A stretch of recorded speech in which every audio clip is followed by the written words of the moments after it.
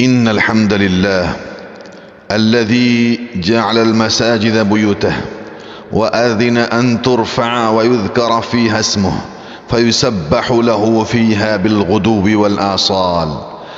أشهد أن لا إله إلا الله وحده لا شريك له ذو الجلال، وأشهد أن سيدنا محمدا عبد الله ورسوله صاحب الجمال والكمال، صلى الله تعالى عليه وعلى آله وأصحابه الذين سعدوا بالفضل وحسن المآل. أما بعد، فيا معشر المسلمين، أوصيكم ونفسي أولا بتقوى الله عز وجل وطاعته والتمسك بسنة حبيبه صلى الله عليه وسلم. عباد الله، قال رسول الله صلى الله عليه وسلم: هذه المساجد لذكر الله وقراءة القرآن. يقول الإمام الرازي صاحب التفسير الكبير رحمه الله: إن المقصود الأعظم من بناء المساجد إقامة الصلوات الخمس. أما مذاكرة العلم والمشاورة عن صلاح المجتمع الإسلامي وما إلى ذلك من الأمور أيضا من مقاصد بناء المساجد بيوت الله في الأرض، ولكنها تابعة للصلوات الخمس. نسأل الله التوفيق.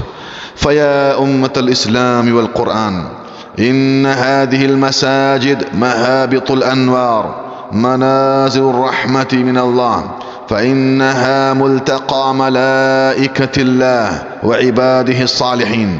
فللمساجد حرمتها وآدابها، فلا بد من مراعاتها، كما أخرج الإمام الترمذي رحمه الله عن أبي هريرة رضي الله عنه وأرضاه قال: قال رسول الله صلى الله عليه وسلم: إذا رأيتم من يبيع أو يبتاع في المسجد فقولوا لا أربح الله تجارتك، وإذا رأيتم من ينشد فيه ضالة فقولوا لا رد الله عليك، لأن هذه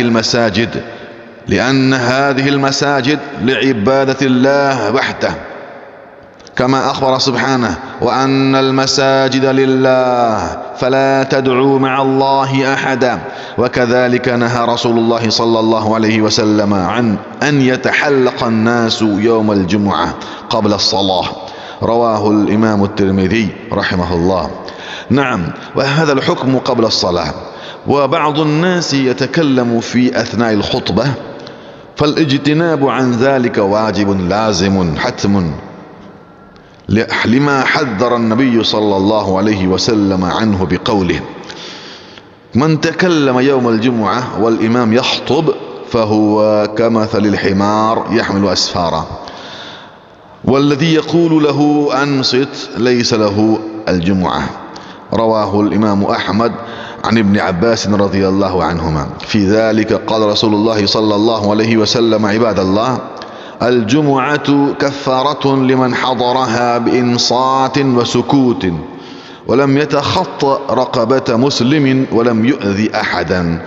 رواه الإمام أبو داود رحمه الله. نسأل الله التوفيق لما يحب ويرضى. أقول قولي هذا، أستغفر الله لي ولكم ولجميع المسلمين والمسلمات من كل ذنب وخطيئة، فاستغفروه إنه هو الغفور الرحيم.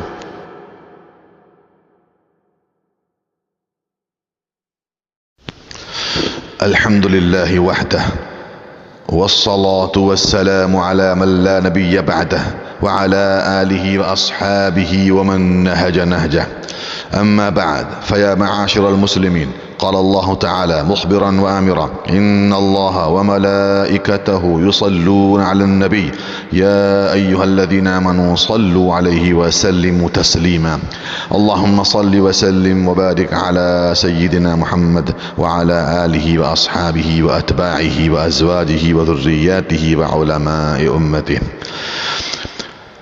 أخبر النبي المصطفى صلى الله عليه وسلم في مناقب أصحابه بقوله: أبو بكر في الجنة، وعمر في الجنة، وعثمان في الجنة، وعلي في الجنة، وطلحة في الجنة، والزبير في الجنة، وعبد الرحمن بن عوف في الجنة، وسعد بن أبي وقاص في الجنة، وسعيد في الجنة، وأبو عبيدة بن الجراح في الجنة. رواه الإمام الترمذي رحمه الله. نعم. وقيل عباد الله إن مثل العلماء في الأرض كمثل النجوم في السماء يهتدى بها في ظلمات البر والبحر، فإذا انطمست النجوم أوشك أن تضل الهداة. هذا في العلماء عباد الله. فما ظنكم في أصحاب رسول الله صلى الله عليه وسلم الذي قال عنهم صلى الله عليه وسلم: أصحابي كالنجوم فبأيهم اقتديتم اهتديتم، كما في مشكاة المصابيح. يكفي لنا عباد الله في شأنهم قول الله عز وجل: رضي الله عنهم ورضوا عنه أولئك حزب الله ألا إن حزب الله هم المفلحون ألا إن حزب الله هم الغالبون. اللهم ارض عنا معهم برحمتك يا أرحم الراحمين. اللهم انصر الإسلام والمسلمين. اللهم انصر من نصر الدين واجعلنا منهم، واخذل من خذل الدين ولا تجعلنا معهم. اللهم اغفر لجميع المؤمنين والمؤمنات والمسلمين والمسلمات الأحياء منهم والأموات، إنك سميع قريب مجيب الدعوات برحمتك يا أرحم الراحمين، والحمد لله رب العالمين. اللهم بارك لنا فيما بقي من رجب وشعبان. اللهم بارك لنا في رجب وشعبان، وبلغنا رمضان. اللهم سلمنا لرمضان وسلم لنا رمضان، ووفقنا فيه لما تحب وترضى من الصيام والقيام وتلاوة القرآن والصلة بالأرحام والإحسان إلى الأنام يا الله يا رحمن. آمين يا رب العالمين.